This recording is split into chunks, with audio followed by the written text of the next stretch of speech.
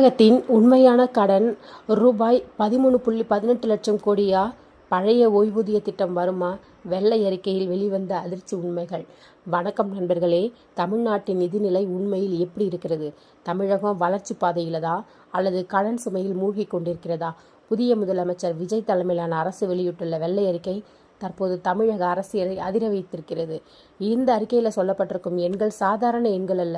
13.18 லட்சம் கோடி கடன், 78,324 கோடி ரூபாய் வருவாய் பற்றாக்குறை, ஒரு தமிழ்நாடு குடிமகனின் தலையில் 1.28 லட்சம் ரூபாய் கடன், மின் வாரியத்துக்கு மட்டும் 2.47 லட்சம் கோடி கடன்.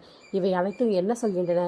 மிக முக்கியமாக அரசு ஊழியர்கள் பல ஆண்டுகளாக எதிர்பார்க்கும் பழைய ஓய்வூதிய திட்டம், அதாவது ஓபிஎஸ், இது மீண்டும் வருமா அல்லது அரசின் நிதிநிலை காரணமாக அது சாத்தியம் இல்லையா?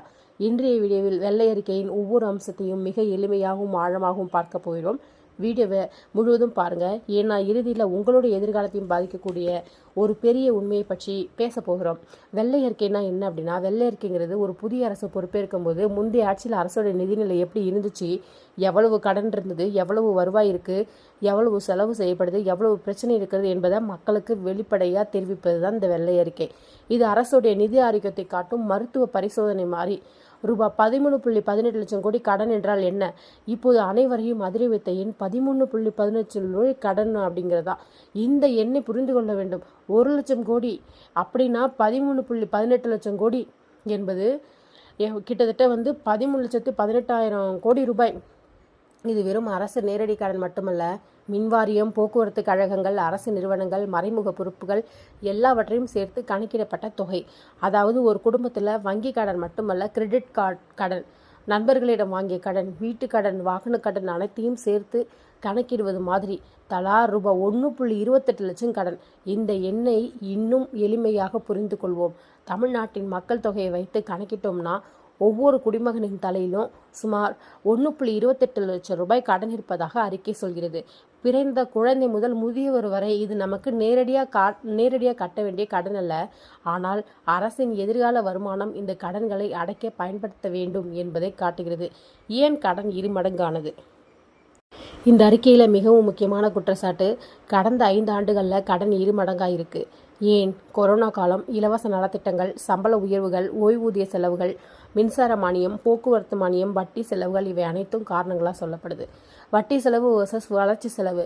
ஒரு நாட்டோ அல்லது மாநிலமோ வளர வேண்டும் அப்படின்னா சாலைகள், பாலங்கள், மருத்துவமனைகள், பள்ளிகள், தொழிற்சாலைகள் இவற்றெல்லாம் முதலீடு செய்யணும். ஆனால் தற்போது வளர்ச்சிக்காக செலவதை விட கடனுக்காக வட்டி செலுத்துவதே அதிக பணம் செல்கிறது என்று அறிக்கை சொல்லுது. இது மிகவும் ஆபத்தான சிக்னல். மின்வாரியம் ஏன் பெரிய சுமை? 2.47 லட்சம் கோடி கடன்.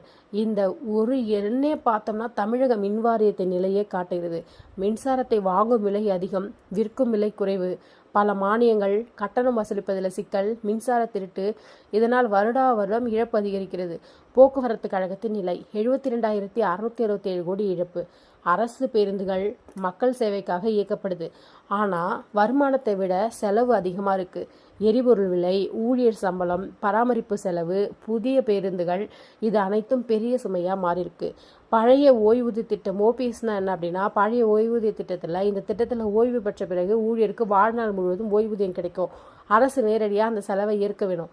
இதனால் ஊழியர்களுக்கு பாதுகாப்பு அதிகம். என்பிஎஸ்னா என்ன அப்படின்னா, புதிய ஓய்வு திட்டம். இதில் அரசு மற்றும் ஊழியர் இருவரும் பணம் செலுத்துவாங்க. அந்த பணம் முதலீடு செய்யப்படும். அதன் அடிப்படையில் ஓய்வூதியம் கிடைக்கும். இதனால் அரசுடைய எதிர்கால சுமை குறைகிறது. ஓபிஎஸ் மீண்டும் வருமானா? இதுதான் கோடி ரூபாய் கேள்வி. அரசு ஊழியர்கள் பல ஆண்டுகளாக ஓபிஎஸ்ஐ கோரி வந்துட்டு இருக்காங்க. ஆனால் வெள்ளை அறிக்கையில் கூறப்பட்டுள்ள நிதி நிலையை பார்த்தா அரசு உடனடியாக ஓபிஎஸ் அமல்படுத்துவது மிகவும் சவாலான விஷயமா இருக்கலாம். ஏன்னா ஏற்கனவே கடன் சுமை அதிகமாக இருக்குது, வருவாய் பற்றாக்குறை அதிகமாக இருக்குது, வட்டி செலவுகள் அதிகமாக இருக்குது. இந்த சூழ்நிலையில் ஓபிஎஸ் மீண்டும் வந்துச்சுன்னா எதிர்கால அரசுகளின் செலவு பல மடங்கு அதிகரிக்க வாய்ப்பு இருக்குது. விஜய் அரசின் சாத்தியமான முடிவுகள். முழுமையான ஓபிஎஸ் இல்லை, மாற்றியமைக்கப்பட்ட ஓபிஎஸ், என்பிஎஸ் உடைய கூடுதல் நன்மைகள், கலப்பு முறை, ஓய்வூதிய பாதுகாப்பு நிதி, இது மாதிரி வழிகளை அரசு பரிசீலிக்கலாம். மக்கள் என்ன புரிஞ்சுக்கணும் அப்படின்னா, கடன் என்பது எப்போதும் கெட்டதில்லை. ஆனால் கடன் வாங்கிய பணம் வளர்ச்சிக்கு பயன்படுகிறதா அல்லது செலவுக்கு பயன்படுதா அப்படிங்கிறதே முக்கியமான கேள்வி. எதிர்கால சவால்கள்: கடன் கட்டுப்பாடு, வருவாய் அதிகரித்தல், முதலீடுகளை ஈர்த்தல், வேலைவாய்ப்பு உருவாக்குதல், மின்சார வாரிய திருத்தம், அப்புறம் போக்குவரத்து துறை சீர்திருத்தம், ஓய்வூதிய சுமை நிர்வாகம். 13.18 லட்சம் கோடி கடன் என்பது வெறும் ஒரு எண் அல்ல, அது தமிழகத்தின் எதிர்கால பொருளாதார சவால்களுடைய பிரதிபலிப்பு.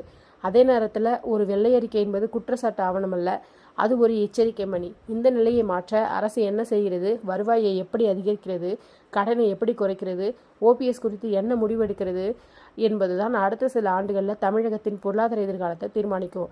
இந்த வெள்ளை அறிக்கையில் உங்களை அதிகமாக அதிர்ச்சியடை வைத்திய தகவல் இது. ரூபாய் 13.18 லட்சம் கோடி கடனா அல்லது ஓபிஎஸ் பற்றிய எதிர்கால சந்தேகமா? உங்கள் கருத்துக்களை கீழே கமெண்ட்ல பதிவு செய்யுங்க. வீடியோ பிடிச்சிருந்தா லைக் செய்யுங்க, உங்கள் நண்பர்களுக்கு ஷேர் செய்யுங்க. இது போன்ற அரசியல், பொருளாதார மற்றும் நடப்பு நிகழ்வுகள் பற்றிய ஆழமான தமிழ் பகுப்பாய்களுக்கு நம்ம சேனலை சப்ஸ்கிரைப் செய்து பக்கத்தில் இருக்க பெல் ஐக்கானையும் ப்ரெஸ் பண்ணிக்கோங்க. நன்றி. மீண்டும் சந்திப்போம்.